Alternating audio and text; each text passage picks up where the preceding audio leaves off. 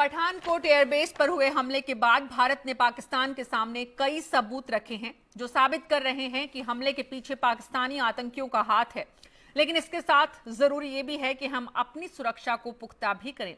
कहां चूक हुई इसे समझने की कोशिश भी करें। इसलिए आज हम पंजाब में ड्रग्स और आतंकवाद के कनेक्शन पर चर्चा कर रहे हैं और सवालों के जवाब ढूंढने की कोशिश भी। हमारे साथ हैं आम आदमी पार्टी के प्रवक्ता और वरिष्ठ नेता आशुतोष, कांग्रेस प्रवक्ता जीतू पटवारी, बीजेपी के वैभव अग्रवाल और रक्षा विशेषज्ञ मेजर डीपी सिंह साहब। आप सभी का बहुत बहुत स्वागत है। आप सबके साथ इस चर्चा को आगे बढ़ाएं उससे पहले दर्शकों की जानकारी के लिए आपको दिखाते हैं कि किस तरह से पठानकोट हमले के तार ड्रग तस्करी के रैकेट से जुड़ते दिखाई दे रहे हैं। क्या है पठानकोट हमले का ड्रग कनेक्शन? ड्रग तस्करों के रूट से पंजाब में घुसे आतंकी। क्या ड्रग माफियाओं ने आतंकियों की मदद की? पठानकोट एयरबेस पर हुए आतंकी हमले के बाद कई ऐसे सवाल खड़े हो रहे हैं जो ये इशारा करते हैं कि पंजाब में घुसे आतंकियों का ड्रग रैकेट के साथ कनेक्शन था।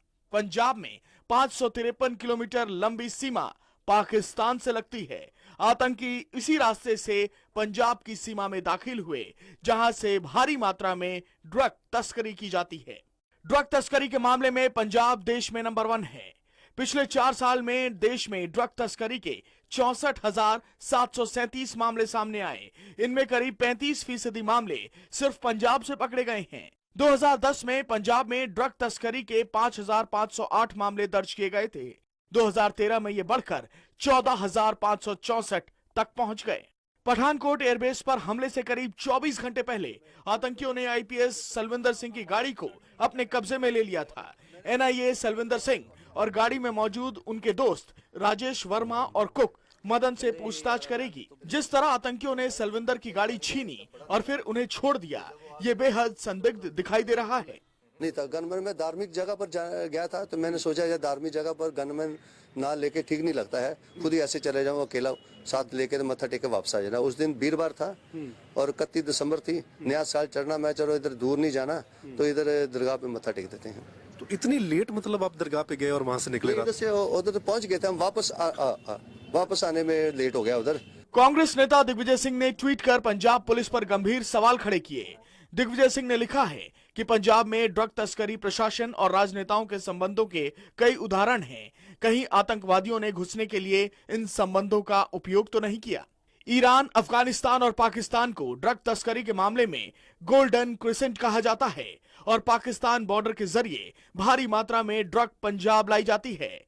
साल 2014 में पंजाब में करीब 8,85,000 किलो ड्रग्स जब्त की गई और अब आतंकी भी इसी ड्रग रूट के जरिए देश को निशाना बना रहे हैं। ड्रग्स और आतंक के इस रैकेट को तोड़ना खुफिया एजेंसियों के लिए एक बड़ी चुनौती है। दीपक खजूरिया के साथ Sarvamitra, news world India, Pathankot. तो जब इतना सारा एक तरह से जाल चौतरफा दिख रहा है, हमें मालूम है कि परेशानी कहां है, तो इतना बड़ा दुर्घटना, इतना बड़ा आतंकवादी हमला, क्या इसे रोका जा सकता था? ये पिछले 4 दिनों से देश के हर हिस्से में चर्चाएं हो रही हैं, जवाब ढूंढने की कोशिश भी हो रही है। रक्षा विशेषज्ञों की अपनी राय है, अपने सुझाव हैं, अपनी इस पूरे हमले को लेकर एनालिसिस है, तो सरकार की अपनी दलील है। विपक्ष ने जिस तरह के आरोप लगाए हैं वो साफ बता रहे हैं कि प्रशासनिक मशीनरी की, और इसमें कोई दो राय नहीं है। विपक्ष आरोप लगाएं या न लगाएं, देश की जनता का भी अधिकार है कि वो सरकार से, प्रशासन से अपनी सुरक्षा को पुख्ता करे।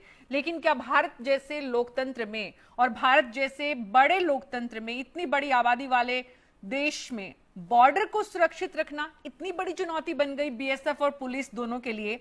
समझने की कोशिश करते हैं। आशुतोष, शुरुआत आपसे ही करना चाहूंगी।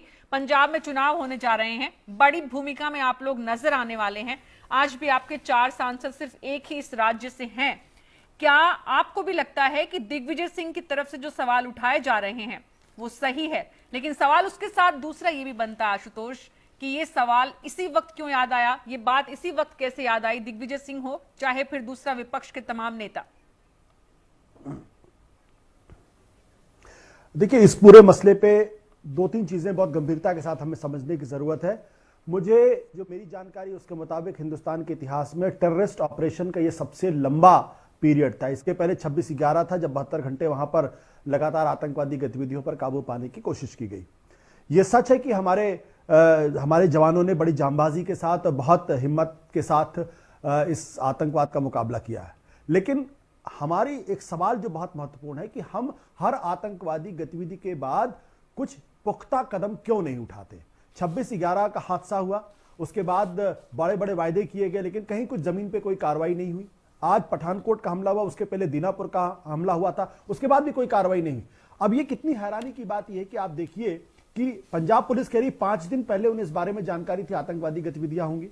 केंद्रीय सरकार कहती है उन्होंने पिन पॉइंटेड इंफॉर्मेशन दी थी कि पठानकोट के एयरबेस पर हमला होगा। जब आपके पास इतनी पिन पॉइंटेड इंफॉर्मेशन थी तो इस घटना को रोकने के लिए क्यों नहीं कदम उठाए गए और क्यों उसको ये इतना लंबा मामला चल। जहां तक ड्रग की बात है, पंजाब के अंदर आज ड्रग एक बहुत बड़ी समस्या बन चुका है। चाहे वो तालिबान में आतंकवाद का मसला हो, चाहे पाकिस्तान के अंदर आतंकवाद का मसला हो, ड्रग और टेररिज्म दोनों साथ साथ चलते हैं। हिंदुस्तान में कम से कम इस बारे में अभी तक कोई जानकारी नहीं थी कि ड्रग और आतंकवाद का कोई बहुत गठजोड़ है। लेकिन पहली बार पठानकोट के हमले में यह बात साफ हो रही है कि जिस रास्ते से दीनानगर पर हमला हुआ था उसी रास्ते से आतंकवादी आए हैं और कहीं ना कहीं इस पूरे मामले में ड्रग लॉर्ड्स की या ड्रग जो लोग हैं उनकी भूमिका है। अगर यह है तो यह पंजाब के लिए भी बहुत खतरनाक बात है और देश के लिए भी खतरनाक बात है। इसलिए मैं कहना चाहता हूं कि आज हम ये कह रहे हैं कि नवाज शरीफ साहब हमें भरोसा दिला रहे हैं कि वो सारी कार्रवाई होंगी। मुझे याद पड़ता 26/11 के फौरन बाद पाकिस्तान के जो उस वक्त के हुक्मरान थे उन्होंने कहा था जी हम पूरी कार्रवाई करेंगे। आज आपको पाकिस्तान के बयान में सच्चाई नजर आती है, नवाज शरीफ के बयान में सच्चाई नजर आती है कि हमारी मदद करेंगे। वही पाकिस्तान आपको आतंकवादियों को यहां भेजता है, वही पाकिस्तान आतंकवादियों को भेजकर यहां हमारे लोगों के ऊपर कहर बरपाता है और उन्हीं पाकिस्तान के हुक्मरान की बातों को हम जो है वो मान रहे हैं कि नहीं हम तो जो है वो हमारी मदद करेंगे। आखिर इस दुनिया में आशुतोष, बहुत सारी बातें आपने बताई और हमने बहुत इत्मीनान से इनको सुना भी, देश ने भी सुना। देश ये जानना चाहता है आशुतोष, इस घटना को कैसे रोका जा सकता था? देखिए मैं आपको बताऊं, अगर आप ध्यान दें कि जब करगिल पर हमला हुआ, करगिल पर हमले के बाद सुब्रमण्यम कमेटी की एक रिपोर्ट बनी थी और उसमें भी यह कहा गया था कि इंटेलिजेंस की फेल्योर थी। उसके बावजूद हमने कोई सबक नहीं सीखा। जो कदम सजेस्ट किए गए सुब्रमण्यम कमेटी की रिपोर्ट के माध्यम से उन पर किसी तरीके की कोई कार्रवाई नहीं हुई। आखिर हम आतंकवाद से लड़ने के लिए अगर हमारे पास कोई पुख्ता नीति है, उस पर कोई इंटेलिजेंस कोई एजेंसी है, उन एजेंसीज को अगर हमने एम्पावर किया है, हम अपने जांबाजों को वो तमाम आधुनिक सुरक्षा मुहैया करा रहे हैं जो जरूरी होता है। जैसे कि अमेरिका के अंदर 9/11 हुआ और उसके बाद पूरी उन्होंने होमलैंड सिक्योरिटी क्रिएट कर दी, हम उस तरीके का कदम इस देश के अंदर क्यों नहीं उठाते? ये महत्वपूर्ण सवाल। अब आप देखिए पठानकोट पर हमला हुआ, 4 एजेंसीज उसमें लगी हुई है, आर्मी लगी हुई है, बीएसएफ लगी हुई है, एनएसजी लगी, पंजाब पुलिस लगी हुई है। अरे आपके पास अगर आर्मी करती होती जिसका तो हमारे ख्याल से ज्यादा 4 एजेंसीज लगेंगी तो 4 एजेंसीज बीच में कोऑर्डिनेशन होगा, ईगो की टकराहट होगी और उसके बाद आप ठीक से कर नहीं पाएंगे। मुझे लगता है कि एक होमलैंड सिक्योरिटी जैसी सिक्योरिटी की व्यवस्था इस देश के अंदर होनी चाहिए, उस पर फौरन कदम उठाए जाने चाहिए और वो एम्पावर्ड होने चाहिए बड़े से बड़े फैसला लेने के लिए। एक चीज मैं और कहना चाहूंगा कि पहला ऐसा वाकया है जब इतना बड़ा हादसा हो गया आतंकवाद का और कैबिनेट कमेटी ऑन सिक्योरिटी की कोई मीटिंग नहीं हुई। मतलब ये क्यों है? क्या इंस्टीट्यूशन पे हमारा कोई यकीन नहीं है? क्या सरकार को यकीन नहीं? सरकार को इस सवाल का जवाब देना चाहिए कि क्यों नहीं कैबिनेट कमेटी ऑन सिक्योरिटी की मीटिंग कराई गई, क्यों उस पूरे मसले में गहन पॉलिटिकल डिसीजंस नहीं लिए गए जी? क्यों? ये सवाल तो उठेंगे ना। तो जब तक हम गंभीरता के साथ इंस्टीट्यूशनल फ्रेमवर्क नहीं क्रिएट करेंगे, उनको ऑटोनॉमी नहीं देंगे, उनको पावर देने की ताकत नहीं देंगे, तब तक इस तरीके के हादसे होंगे, हम रोक नहीं पाएंगे। हर बार आतंकवादी गतिविधियां होंगे, हम आप चर्चा करेंगे और फिर ढाक के 3 पात होगा। जी आशुतोष जी, जीतू पटवारी जी कांग्रेस के प्रवक्ता हमारे साथ हैं। जीतू जी ये बताइए कि 10 सालों में कितनी बार आपकी पार्टी ने इस मुद्दे को, जो कहा जा रहा है अब इस वक्त की ड्रग्स का जो रूट था, उस रूट का इस्तेमाल हुआ, कितनी बार इस मुद्दे को उठाया गया? मैं आपसे इसलिए समझना चाहती हूं कि शासन और प्रशासन ने आंख बंद की हुई थी। ये कब से हमें मालूम था इस तरह की घटना हो सकती है, इस तरह का अलर्ट हो सकता है, ये हमें जानकारी थी, उसके बाद भी हम नहीं रोक पाए? तो क्यों नहीं रोक पाए? क्या वजह आप मानते हैं? हम एसपी में और वहां के एसपी ने जो कहा, वहां की पुलिस ने जो रिएक्शन दिया है, जो वहां से स्टेटमेंट आया है, उस पर भी एनालिसिस करेंगे, उस पर भी समझेंगे, क्योंकि उस पर भी बहुत बड़ी बहस देश भर में हो रही है। लेकिन अभी सवाल ये है कि पहली बार किसी को पता नहीं चला है कि ये ड्रग्स का रास्ता था।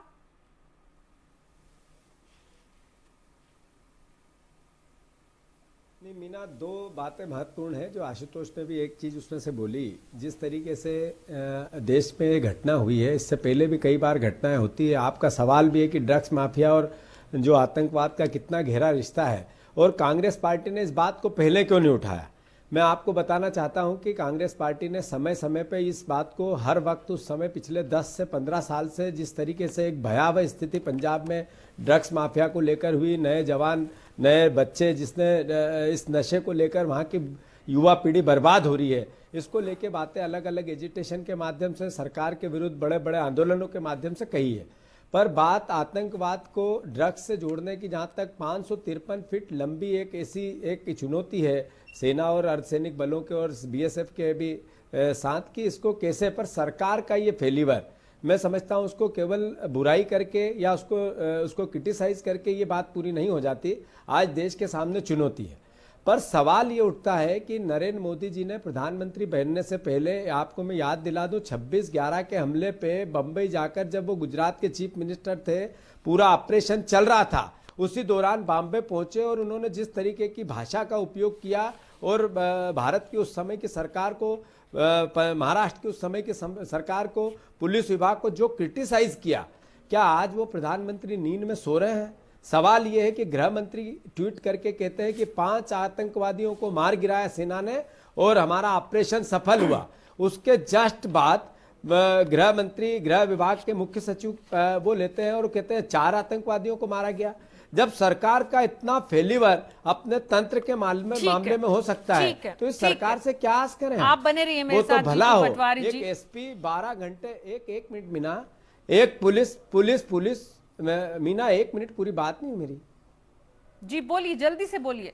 मेरा ये है कि जिस तरीके से एक पुलिस अधिकारी इतने लंबे समय तक बाहर रहता है और पुलिस विभाग को, खुफिया तंत्र को पता न चले, ये कितना बड़ा फेलिवर है। मैं समझता हूं कि नरेंद्र मोदी जी के लिए वो उतना ही शर्मनाक है जितना शर्मनाक वो पाकिस्तान के आनंद फानन यात्रा और वाहवाही लूटने के लिए उन्होंने जो प्रोग्राम बनाया। वैभव अग्रवाल जुड़ गए हमारे साथ बीजेपी से, उन्हीं से समझ लेते हैं जो आप आरोप लगा रहे हैं। और दरअसल ये आरोप नहीं है, सिर्फ पूरे देश की जनता की चिंता है और एक परेशानी भी है कि आतंक के मुद्दे पर अगर आपकी सरकार भी इसी तरह से विफल होती है, और कम से कम इस यहां पर जो कुछ हुआ है, जिस तरह से आशुतोष ने बात उठाई कि 4 दिन मुंबई के बाद ये इतना बड़ा हमला जिससे निपटने के लिए सुरक्षा एजेंसीज को 4 दिन लगे, ये अपने आप में परेशानी की बात है।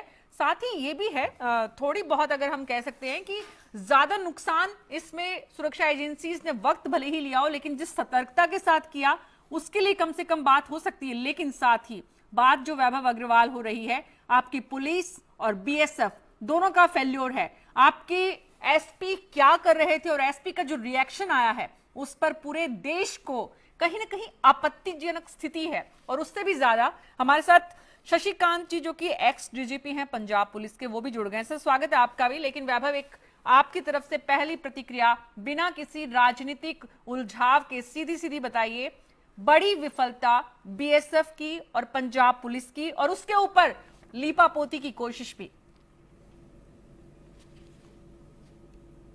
मीना जी नमस्कार।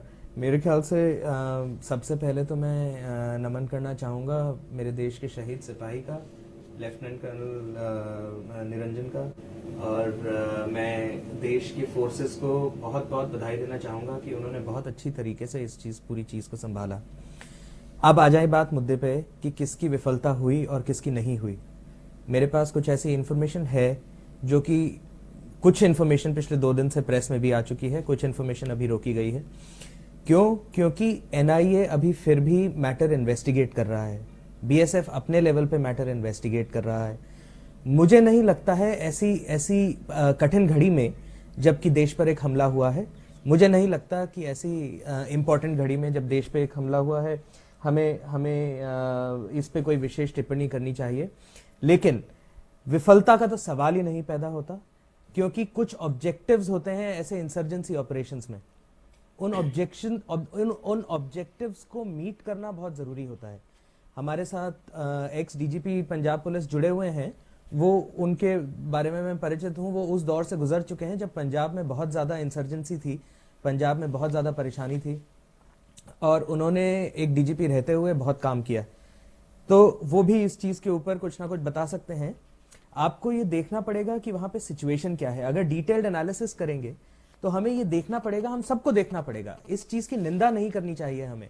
आज की कठिन घड़ी को हमें पूरे जो फैक्ट्स हैं, जो पूरे बिंदु हैं जिनके इर्द गिर्द हम पूरा डिस्कशन कर रहे हैं, और ये टॉपिक राजनीति से परे है। वैभव जी, मुझे लगता ये है कि टॉपिक हम देश के लिए बात कर आप रहे हैं। लोगों की इस मुश्किल व्यक्ति ये है कि विशेष या पार्टी सीधे विशेष की सवाल कोई का discussion नहीं सीधा जवाब आपने पिछले 1.5 मिनट में मुझे ये नहीं बताने की कोशिश की या हमारे दर्शकों की जानकारी को बढ़ाने की कोशिश नहीं की कि भाई इस घटना के पीछे जो विफलता नजर आ रही है, आप मानते हैं चूक हुई है, और चूक हुई है तो कहां हुई है। आप धन्यवाद दें वहां तक भी ठीक है सर, लेकिन बातों को घुमाए नहीं। डीजीपी साहब से मैं खुद से समझ लेती हूँ। डीपी सिंह साहब, आपको लगता है, आप वहां बैठकर देखते हैं कि ये बड़ी विफलता है हमारी सुरक्षा एजेंसीज की? हेलो, आपको मेरी आवाज आ रही है सिंह साहब? जी हाँ, जी हाँ, जी हाँ।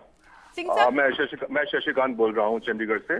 जी शशिकांत जी बताइए। देखिए, ऐसा है कि इसमें विफलता है दीवार पे लिखी हुई है।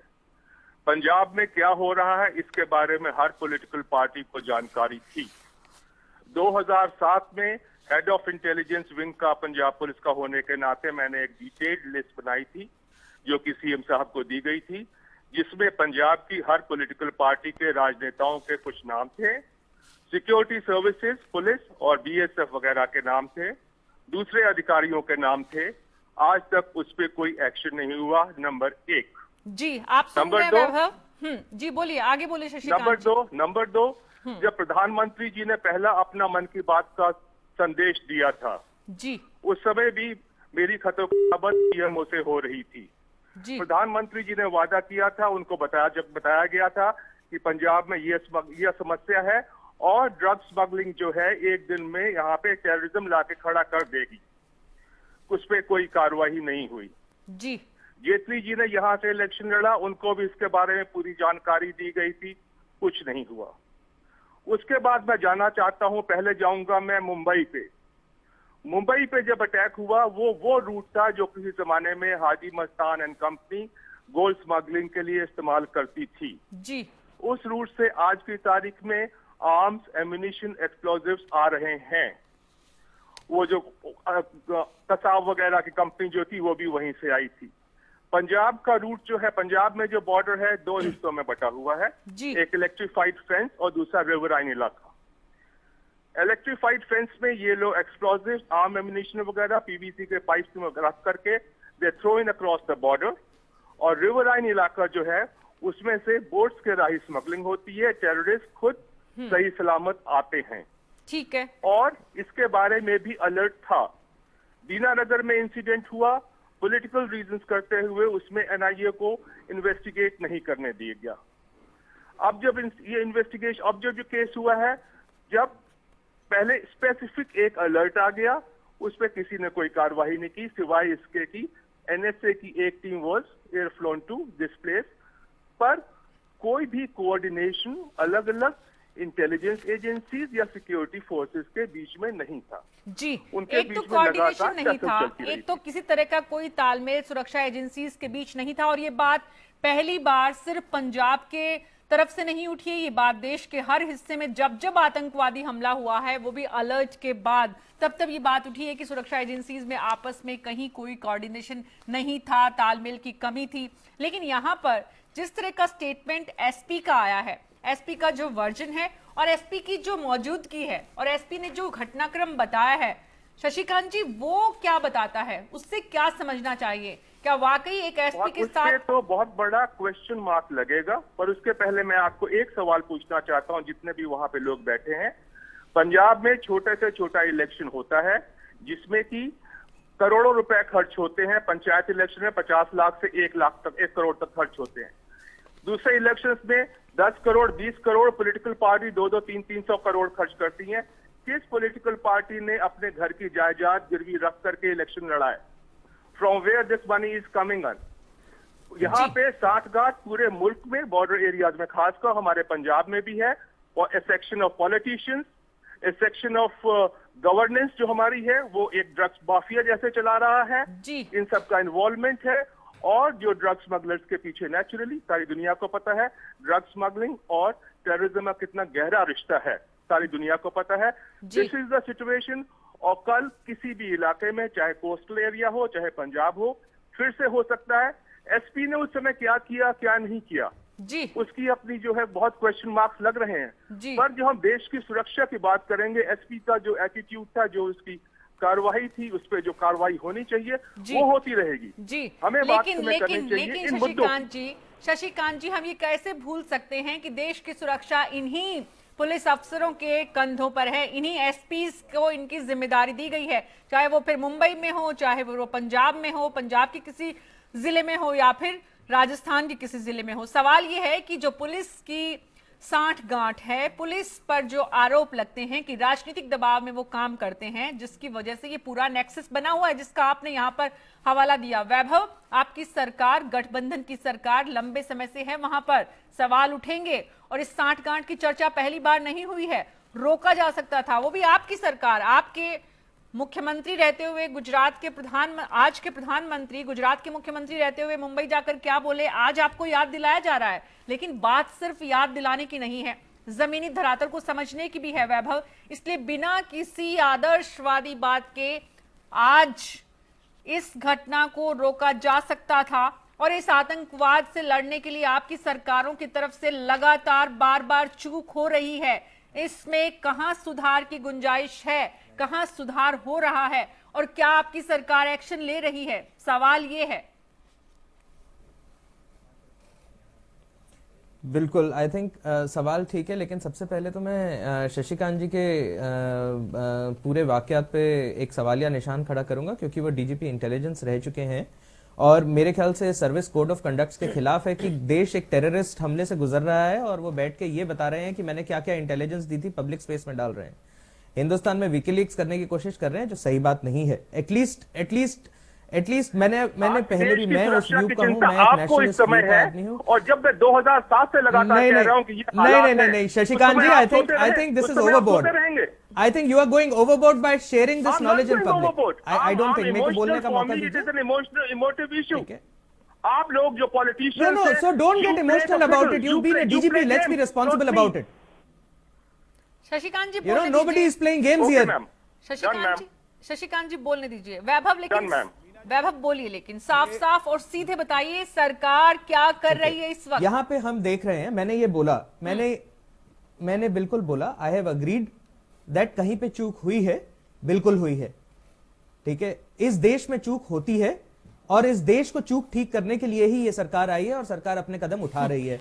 लेकिन आने के 1.5 साल बाद केंद्र में पार्टी विशेष की तरफ से नहीं बोलते हुए मैं एक हिंदुस्तानी की हैसियत से ये बोल रहा हूं। अभी स्पेक्युलेशन है कि ड्रग्स आ सकता है उसके अंदर।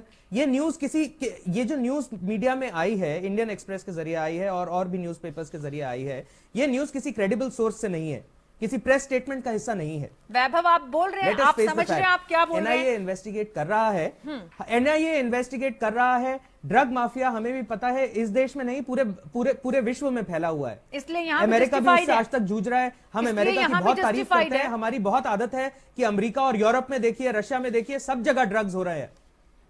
लेकिन वो मेरे रहते हो रहा है या पिछली सरकारों के रहते हो रहा है, मैं फिर उस पे फिर अगर उसको राजनीतिक माहौल बनाना है, राजनीतिक डिबेट करनी है, तो बहुत आराम से कर सकते हैं।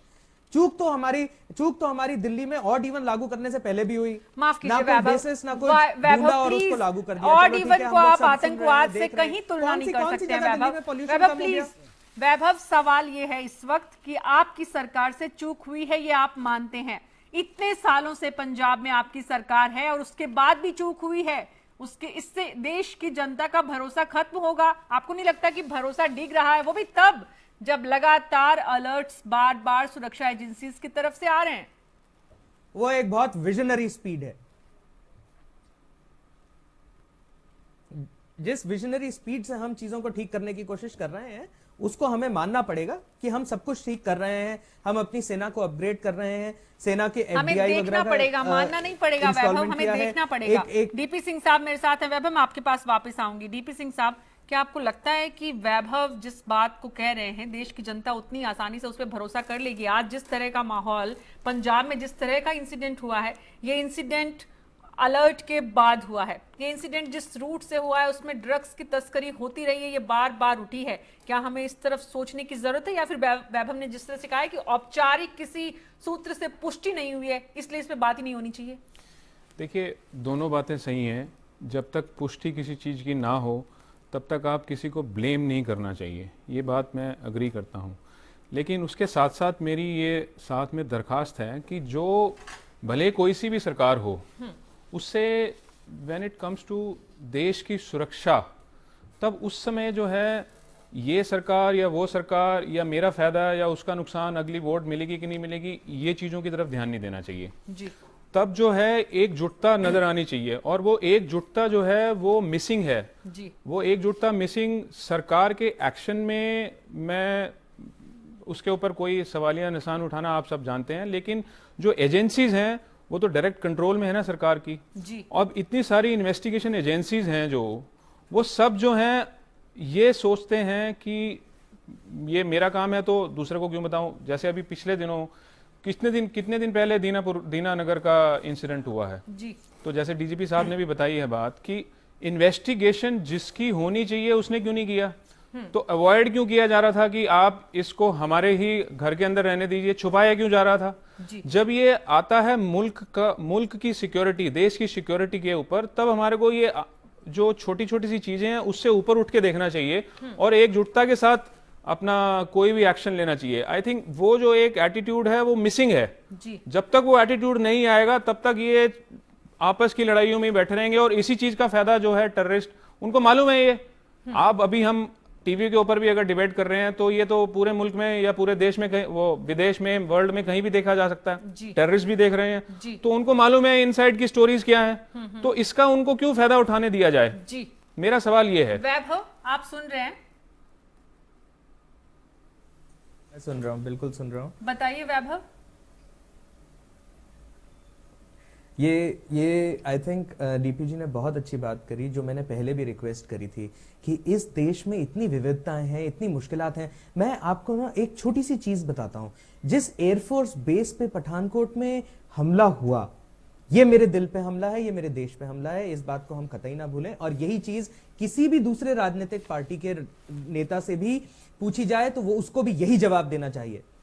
एयरफोर्स बेस पठानकोट में 24 किलोमीटर में फैली हुई है, 1000 एकड़ से ऊपर की जमीन है, उसके अंदर 3000 फैमिलीज, 3000 परिवार रहते हैं। उस पूरे इन तीन पॉइंट्स को देखते हुए यदि हम एनएसजी की कार्रवाई देखें, एयरफोर्स कमांडो की कार्रवाई देखें, आर्मी एयरफोर्स की जॉइंट कार्रवाई देखें, तो मेरे ख्याल से उन्होंने 36 घंटे के लिए ये जो पूरी कार्रवाई चलाई है, आई थिंक बहुत बढ़िया कार्रवाई चलाई है। किसी जान मान हानि का नुकसान नहीं हुआ है। जो हमारा सिपाही है, यस, वो मार्टियर हुआ है, लेकिन वो अपना काम करते हुए मार्टियर हुआ है, देश की आन बान शान में अपना नाम लिखते हुए मार्टियर हुआ है। मेरा नमन है उसको।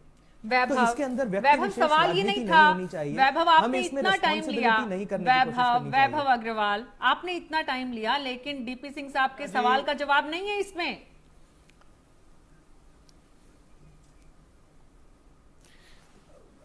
देखिए वैभव जी, I think DP Singh ji बहुत अच्छा सवाल उन्होंने खड़ा किया है। वो सवाल मेरे भी दिल में है, लेकिन उसको थोड़ा समय देना चाहिए। कितना समय वैभव, कितना समय? राज्य में आपकी सरकार पिछले लंबे वक्त से है, 10 साल लगभग होने जा रहे हैं आपकी सरकार है गठबंधन की, वहां पे कितने वक्त की आप बात कर रहे हैं? वैभव जी, अगर आपको समय चाहिए भी ना, तब भी मेरी ये दरखास्त है कि वो समय आप किसी को मत बताइए कि हमें चाहिए, ये हमारे आपस का मामला है। आप अपना समय लीजिए, लेकिन यहाँ पर सबको बताइए कि वी विल वर्क टुगेदर। यहाँ पर पूरे इंटरनेशनल मीडिया के सामने मेरे ख्याल से ये बताना ज्यादा बेहतर है। कहने की कोशिश कर रहा हूं। और उसके बाद जाके this should be the homework कि आज के बाद अगर कोई ऐसा इंसिडेंट होता है तो अभी तक के जो लूप होल्स प्लग किए गए हैं वो दोबारा से ना उठें। जी आशुतोष, मैं एक बार फिर से आपके पास आना चाहूंगी, क्योंकि चुनाव आने वाले हैं, और माफ कीजिएगा, लेकिन बहुत बड़ा मुद्दा है ये, जिस पर चाहे पिछले लोकसभा के चुनाव हुए तब भी ये बात हुई, और आज राज्यों के विधान और खास करके पंजाब के चुनाव में ये मुद्दा सबसे बड़ा होना चाहिए, क्योंकि बॉर्डर का स्टेट है और बॉर्डर पे जिस तरह से ड्रग्स का मामला हो, चाहे फिर आतंकवाद से जितना जूझ कर ये पंजाब यहां तक पहुंचा है, उस स्थिति में क्या आपके पास ब्लूप्रिंट है कि इस तरह की चीजें नहीं होनी चाहिए? देखिए, हमने जो अपना चुनाव प्रचार शुरू किया उसमें हम लगातार लोगों से कह रहे हैं कि पंजाब को हम नशा मुक्त करेंगे, ड्रग फ्री करेंगे, ये हमारा कमिटमेंट है और हर सभा में इसको हम लगातार कह रहे हैं। देखिए, मुझे बड़ी हैरानी हुई कि वैभव ने जिस तरीके से शशिकांत जी को स्नप करने की कोशिश की, ऐसी एक भी बात शशिकांत जी ने नहीं कही है जो ऑफिशियल सीक्रेट एक्ट के तहत आती है।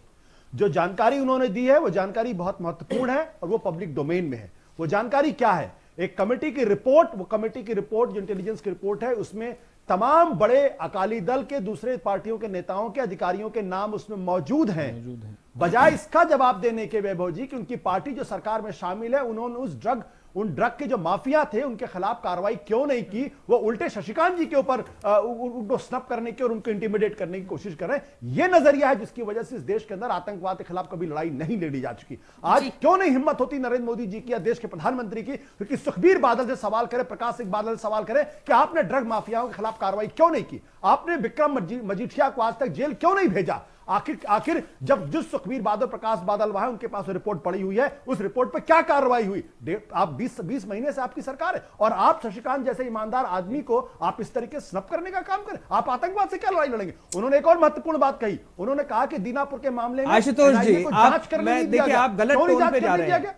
आज कितनी विनम्रता से निवेदन कर रहा हूं, वैभव जी आप मुझे बात लेके जा रहे हैं, देखिए मैं स्नप करने की कोशिश नहीं कर रहा हूं। क्या ये सही समय है शशिकांत जी का आके कहना इस पूरी बात को? मैं आप देश इस समय दोस्ती करने की कोशिश कर रहा है। वैभव जी पहले मुझे बात करने दीजिए, उसके बाद आप बात करिएगा। आप बोले तो मैं नहीं बोल रहा था। जो विपक्षी पार्टियों ने कहना चाहता हूं, दूसरी बात मैं कहना चाहता हूं कि ये वही बीजेपी है उसको निकालने की कोशिश कर रहे हैं हमारे प्रधानमंत्री। ये वही बीजेपी है जब विपक्ष के अंदर थी तो कांग्रेस की सरकार को पानी पी कर ये गालियां दिया करती थी। मुझे याद पड़ता है गलत टोन ले रहे हैं 26/11 के समय मुंबई गए थे, पॉलिटिक्स दिखाइए कि हेमंत करकरे की national TV, international TV, satellite TV पे है। मेरा सवाल इस बात को लेकर है कि जब आप सत्ता के अंदर राजनीतिकरण कर रहे हैं, नवाज शरीफ से प्यार उमड़ जाता है और जब आप विपक्ष में होते हैं तो नवाज शरीफ को गाली देते फिरते हैं। ये कौन सा तरीका है? अब देखिए आप फिर पीछे जा रहे हैं। आप करिएगा जब आप बोल रहे थे, मैंने गुजारिश करूंगी कि अपनी बात को रखेंगे तो ज्यादा अच्छा होगा, देश के लोग आप दोनों को सुन पाएंगे। लेकिन इससे पहले आपको दिखाते हैं कि इस हमले के बाद देश के लोगों ने लगातार किस तरह की प्रतिक्रियाएं दी हैं। आज हमने कुछ लोगों से बात करने की कोशिश की, वो आपको दिखाते हैं। जिस तरीके से बढ़ रहा है सर, रिश्ते सुधरने बहुत मुश्किल है। अभी बहुत अच्छा चांस था, जैसे जी मोदी गवर्नमेंट ने जैसे सब कुछ इनिशिएटिव लिया था कि रिश्ते सुधर सकते थे, पर ऐसी चीज़ों के से रिश्ते जी सुधरने के बजाय ख़राब होते जाएंगे। तो जी थोड़ी सी डिफेंसिव पॉलिसीज़ बहुत और स्ट्रांग होनी चाहिए, ताकि क्या है कुछ चीज़ होने के बाद रिएक्शन होने से बेटर है कि भाई प्रोएक्टिव रहें, कुछ होने से पहले ही ऐसा हो कि भाई कुछ टेररिस्ट एक्टिविटीज़ हो ही ना पाए। तो ये कुछ लोगों का सोचना है। इसके साथ साथ पठानकोट में जिस तरह से आतंकियों की पल पल की जानकारी खुफिया एजेंसीज को थी, वहीं सुरक्षा एजेंसीज या तो मामले की गंभीरता नहीं समझ पाई या फिर उन्होंने कार्रवाई करने में कोताही दिखाई, जिसका नतीजा ये रहा कि आतंकी हमला करने में कामयाब हुए। इस तरह की रिपोर्ट, इस तरह की खबरें, इस तरह की दलील बार बार दी जा रही है, तो वो क्यों दी जा रही है, इस रिपोर्ट को देखिए। पठानकोट में आतंकियों की मौजूदगी की खबर हमले से करीब 24 घंटे पहले मिल गई थी। एयरबेस में एनएसजी की टीम करीब 12 घंटे पहले पहुंच गई थी। इसके बावजूद पाकिस्तान से आए हमलावर अपने मकसद में कामयाब हो गए। ऑपरेशन मोड में आने के बाद भी कई ऐसी बातें हुई जिस पर गंभीर सवाल उठते हैं। 1 जनवरी शुक्रवार को रात करीब 3 बजे गुरदासपुर के एसपी सलविंदर सिंह और उनके कुक मदन गोपाल ने पुलिस को जानकारी दी कि आतंकियों ने उन्हें अगवा कर लिया था। एसपी की बात पर पुलिस ने यकीन नहीं किया। पंजाब पुलिस ने करीब सुबह 6 बजे इस मामले में पहली मीटिंग की। इस सब कार्रवाई में अहम वक्त गंवा दिया गया। दोपहर के बाद केंद्र को खबर दे दी गई। इसके बाद एनएसए ने अधिकारियों के साथ मीटिंग की। एनएसजी टीम पठानकोट भेजने का फैसला हुआ और दोपहर करीब 3 बजे टीम एयरफोर्स स्टेशन पहुंच गई। पठानकोट में बीएसएफ, सेना के करीब 50,000 जवान और पंजाब पुलिस की यूनिट पहले से मौजूद थी। ऐसे में सवाल है कि आखिर क्यों आतंकियों को ढूंढकर उन्हें खत्म करने की कोशिश नहीं की गई। पूरे इलाके को सैनिटाइज करने के लिए सर्च अभियान क्यों नहीं चलाया गया। आर्मी ने समय रहते मोर्चा क्यों नहीं संभाला। 2 जनवरी शनिवार को आतंकियों के बारे में जानकारी मिलने के करीब 24 घंटे बाद शनिवार को तड़के 3 बजे आतंकियों ने हमला कर दिया। केंद्र ने दावा किया कि आतंकियों को जंगल के एक कोने में रोक दिया गया है। शाम होते होते गृह मंत्री श्री राजनाथ सिंह ने 5 आतंकियों के मारे जाने की बात कहकर ऑपरेशन खत्म होने का ट्वीट कर दिया। अहम सवाल यह कि गृह मंत्री को किसने जानकारी दी। ऑपरेशन सफल और खत्म घोषित करने की जल्दबाजी आखिर क्यों दिखाई गई। 3 जनवरी रविवार को सुबह करीब 10 बजे एनएसजी के लेफ्टिनेंट कर्नल निरंजन शहीद हो गए। एक आतंकी की बॉडी रिकवर करने के दौरान आईईडी ब्लास्ट में वो शहीद हुए। हैरानी की बात है कि आतंकियों के शव को अपने कब्जे में करने के लिए स्टैंडर्ड प्रोसीजर्स क्यों नहीं अपनाए गए। आतंकी की लाश कब्जे में लेने में जल्दबाजी क्यों दिखाई गई। क्या सरकार की तरफ से एयरबेस को जल्द से जल्द क्लीन दिखाने का दबाव था।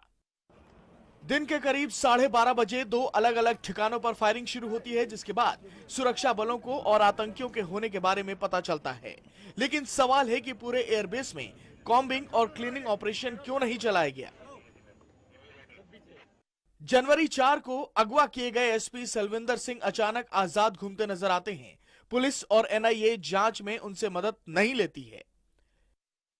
सवाल है कि आखिर क्यों सबसे अहम चश्मदीद को जांच में शामिल नहीं किया जाता है। जनवरी 5 को आतंकियों के दोनों अहम चश्मदीद सलविंदर सिंह और मदन गोपाल मीडिया से अपना अनुभव साझा करते हैं। अहम सवाल है कि आतंकियों के कब्जे से छूटे एसपी और मदन गोपाल को खुले तौर पर मीडिया से बात करने की इजाजत कैसे मिल जाती है। अगवा होने की वारदात पर उनकी बातों को फेस वैल्यू पर क्यों नहीं लिया गया, जबकि उनकी शुरुआती शिकायत पर पुलिस ने भरोसा तक नहीं किया। Team news world India.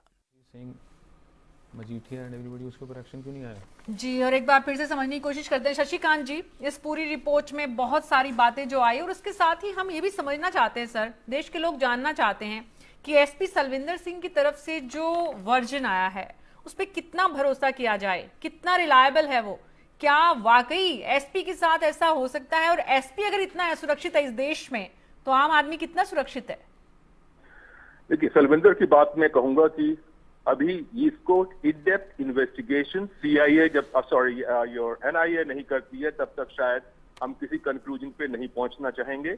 और कोई भी एरोनियस अगर निष्कर्ष हमने पहुंच गए तो उससे आगे वाले समय में हमें जो फैसले लेने हैं, जो कुछ सीखना है, वो भी नहीं हो सकता। इस समय सबसे बड़ी बात जो सामने आई है वो ये आई है कि there was total lack of coordination. जितनी भी एजेंसीज हैं, चाहे गवर्नमेंट ऑफ इंडिया की रही हो, चाहे स्टेट गवर्नमेंट की रही हो, और उनके बीच में कोई भी कोऑर्डिनेशन नहीं था। जो कोऑर्डिनेशन बाद में नजर आया एनएसजी के बीच में, आर्मी के बीच में, एयरफोर्स के बीच में, दैट वाज कमेंडेबल। समय उनको क्लीन आउट करने में लगा, दैट इज कमेंडेबल। ऐसे ऑपरेशंस में कोई निर्धारित समय नहीं किया जा सकता है। पर इसके साथ एक और चीज जो मैं कहना चाहता हूं कि जनता जो बॉर्डर बेल्ट है और बाकी जगहों पर जहां जहां स्लीपर सेल्स बैठे हुए हैं, अगर हमें देश की सुरक्षा की जरा सी भी चिंता है, इन स्लीपर सेल्स को आइडेंटिफाई करके न्यूट्रलाइज करने की बहुत सख्त जरूरत है। और उनका जो संरक्षण कर रहे हैं, चाहे पॉलिटिकल बंदे हो, चाहे सिक्योरिटी पर्सनल हो, चाहे एडमिनिस्ट्रेटिव बंदे हो, उनको भी एक्सपोज करना पड़ेगा। और एक और चीज मैं कहना चाहूंगा कंट्रोवर्शियल, जो मेरे विदेश से चैनल्स आ रही हैं जो मुझसे बात कर रही हैं, उनका कहना है कि लगता है कि पंजाब और इस मुल्क के कई और हिस्से हैं जिनको की अनऑर्गेनाइज्ड ड्रग माफिया अपने प्रेशर से गवर्नेंस वहां पे कर रहा है bye proxy. This is something जिसको कि देखना पड़ेगा। और इस संबंध में मैंने अनिल को चिट्ठी भी लिखी थी। I am talking of Anil Doval, we had work together in IB, I know him well. उसको मैंने डिटेल लेटर भी लिखा था। मेरा रिक्वेस्ट यही है कि इस समय थोड़ा समय निकाल कर, international politics is fine, but जो हमारी internal Ajit Doval national security adviser उनको भी ऑफ इंडिया। जी वैभव, लेकिन वैभव उन्होंने साथ ये भी बताया कि उनकी पुरानी उनकी पहचान है, इस वजह से उन्होंने ये बोला। लेकिन वैभव, सवाल ये है, वैभव बिल्कुल भी अराजकता की बात दिखा रहे हैं, अपना एटीट्यूड दिखा रहे हैं मीडिया लाइट उठाने के लिए। उन्होंने किसी चैनल पे ये तो नहीं बोला कि उन्होंने ये तो नहीं बोला नो कमेंट्स। वैभव, वैभव आप ये बताइए भाई कि एक वो जो बोल रहे हैं रिस्पॉन्सिबल ऑफिसर रह चुके हैं, वैभव करने की कोशिश कर रहे हो। वैभव और कोई बतौर गलत नहीं है जो बोल रेस्पॉन्सिबल रहे हैं, लेकिन उसका जो टाइमिंग है वो सही नहीं है। वैभव एक जिम्मेदार नागरिक की जिम्मेदारी ये भी है कि वो सच से आपको अवगत कराएं, और वो सच जिसके बारे में जानते हम सब हैं। एक जिम्मेदार नागरिक की और एक हम जिम्मेदार सब अफसर इसकी की चर्चा जिम्मेदारी ये करते है कि वो हैं, पूरे हम सब इस दुनिया सच के को सामने अपने समझते देश का हैं नीचा कि दिखाए। किस तरह से पंजाब का पूरा युवा ड्रग्स की चपेट में जा रहा है। हम सब इस सच को समझते हैं कि किस तरह राजनीतिक और प्रशासनिक सांठगांठ के चलते ये बढ़ रहा है व्यापार के रूप में, और उसके बाद भी अगर हम ये कहते हैं कि सब कुछ अच्छा हो रहा है, हमारी सरकार ऐसा सोच रही है, हमारी सरकार ऐसा कर रही है, तो क्या वैभव वाकई बतौर राजनीतिक जिम्मेदार नेता आप महसूस करते हैं कि आप जस्टिफाई कर रहे हैं अपने आप को? वैभव जी एक आप बात बिल्कुल पूछना ठीक कह रहे हैं। चाहूंगा। बहुत प्रश्न मेरे भी मन में है। वैभव मैं एक मिनट के लिए और आपको रोकना चाहूंगी, क्योंकि धर्मशाला, ब्रेक के हिमाचल दौरान प्रदेश में। हमारी बातचीत जब हम पैकेज दिखा रहे थे डीपी सिंह साहब से भी हो रही थी। डीपी सिंह साहब आपने जो सवाल उठाया था दीनापुर का, वैभव जी दीनापुर का सवाल के से पहले मैं एक चीज हल्की सी आपसे बताना चाहूंगा कि अगर कभी आपको ये लग भी रहा है कि शशिकांत जी कोई चीज जो नहीं उठानी चाहिए वो उठा रहे हैं और वो दुनिया भर के लोगों को नहीं पता चलना चाहिए, तो उसके दो तरीके हैं। एक, आप उनको बोलो कि मत बताओ कुछ ऐसा। दूसरा तरीका है कि आप उसको आगे डिस्कस ही मत करो। I think that is better, क्योंकि जब आप जितना डिस्कस करोगे उतना ही और लोगों को ज्यादा पता चलेगा जो आप नहीं चाहते हो, या फिर उसका समाधान निकालें। राइट। और बैकड्रॉप में जाके आप उसका समाधान निकालिए सबके सामने नहीं, वो नहीं बोले, राइट। तो obviously I think you are mature enough what I wanted to say. आपने वो पॉइंट पकड़ लिया है। दीनानगर से रिलेटेड जो बिल्कुल ठीक कह रहे हैं, बिल्कुल सही है। दीनानगर से रिलेटेड जो मेरा जो पॉइंट है वो ये है कि दीनानगर में तो एरोगेंट होते हैं, ये सवाल उठाने नहीं देना चाहते लोगों को, और जब विपक्ष में होते हैं तो यही लोगों के प्रति गालियां निकालते हैं। शशिकांत जी ने बिल्कुल सही बात कही है। देश इस वक्त आतंकवाद के उससे जूझ रहा है, लगातार उस पर हमले हो रहे हैं, और बीजेपी पंजाब के पुलिस नेताओं को प्रेस कॉन्फ्रेंस कर रही है पठानकोट के मुद्दे पर। मैं सिंह साहब आपके पास आऊंगी पहले। And search for the vehicle by piecing the different information available during this time. In fact, our intelligence at the Chandigarh also started looking into this issue,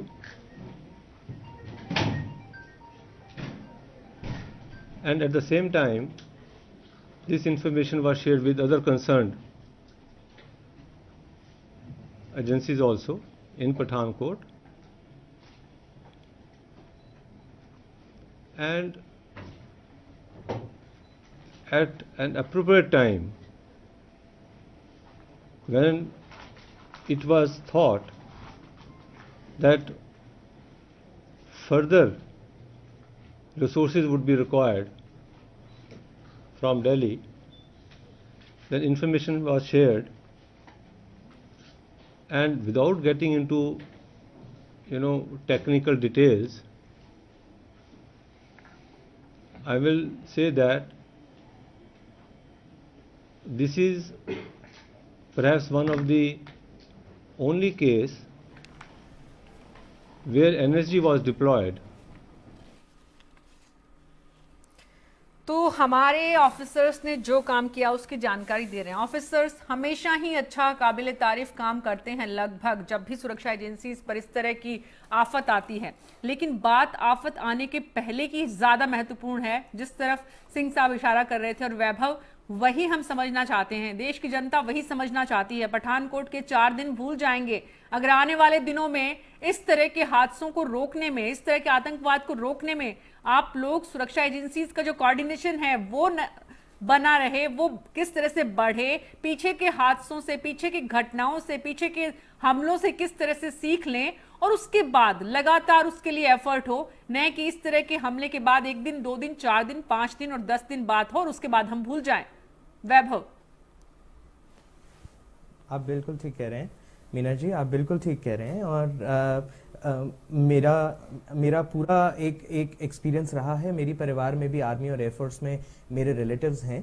मेरे मामा जी ने इंडियन पीस कीपिंग फोर्स को lead किया था Sri Lanka operations में, तो मैं बचपन से देखा है ये आर्मी और एयरफोर्स की जो कोऑर्डिनेशन रही है इस पूरे ऑपरेशन में, वो कमेंडेबल जॉब रही है। मेरे को बड़ा दुख होता है कि इस पूरे पैनल में एक बार भी किसी ने या शशिकांत जी ने ये नहीं बोला कि आर्मी ने बहुत अच्छा काम किया, हाँ गलतियां रह गई। अरे एक बार तो तारीफ कर दें, देश में एक